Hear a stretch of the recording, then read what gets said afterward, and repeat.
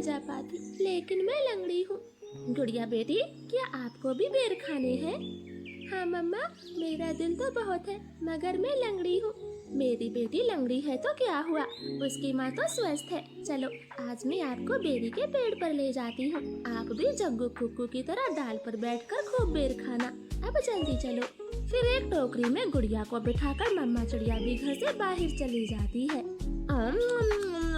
खट्टा मीठा बेर है, दिल कर रहा है इसकी गुठली भी खा जाऊं। नहीं जग्गू, गुठली नहीं खाना, बेर बहुत है, तुम बेर को ही खाओ। मैं तो कुछ बेर अपने घर भी लेकर जाऊंगा। कोको दोस्त, वो देखें, आपकी मम्मा भी इसी तरफ आ रही है, शायद उन्हें भी खट्टे मीठे बेर खाने होंगे। फिर मम्मा चिड़िया गुड़िया के साथ पेड़ पर बैठ जाती है। गुड़िया तो कई महीनों के बाद घर से बाहर आई थी, वो बहुत खुश होती है। यहाँ कितना अच्छा लगता है, खुला आसमान, चारों तरफ पेड़ पौधे और ताजी ताजी हवा।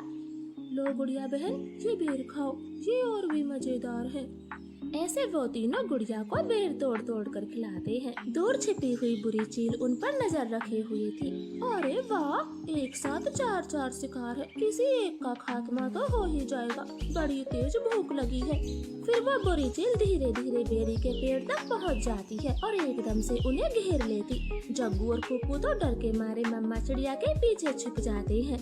सब ऐसे ही खड़े रहो, अगर एक भी भागा तो कच्चा चबा जाऊंगी, बड़ी तेज भूख लगी है मुझे।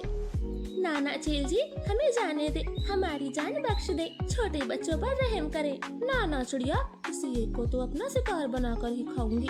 चील उनके सामने बैठी थी। तभी धीरे से जग्गू कौवा कुक्कू के कान में बोलता है, कुक्कू दोस्त, इस चील को गुड़िया को सौंप देते हैं, वैसे भी गुड़िया लंगड़ी है, ये जी कर क्या करेगी, कम से कम हम तीनों की तो जान बचेगी। जग्गू की ये बात सुनकर कुक्कू तुरंत अपनी माँ से बोलता है, मम्मा मम्मा, गुड़िया को यहीं छोड़ दो और चलो यहाँ से, हम अपनी जान बचाते हैं।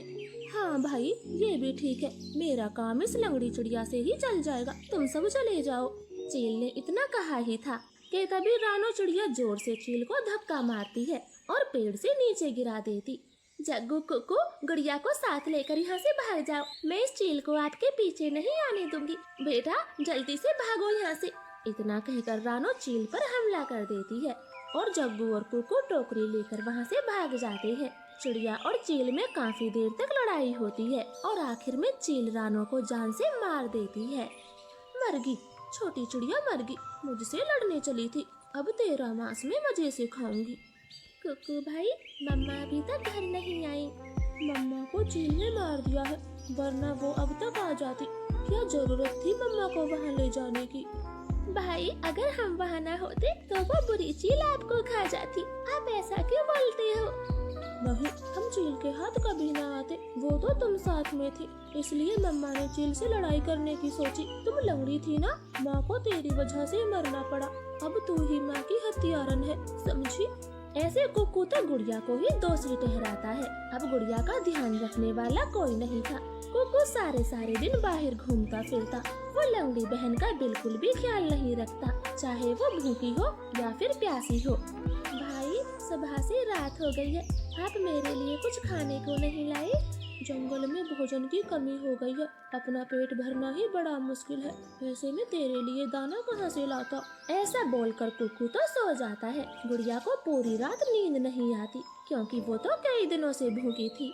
मम्मा, मम्मा, अगर आज आप जिंदा होती तो मेरा कितना ख्याल रखती, अब तो मुझे भी भूखा सोना पड़ता है, मैं क्या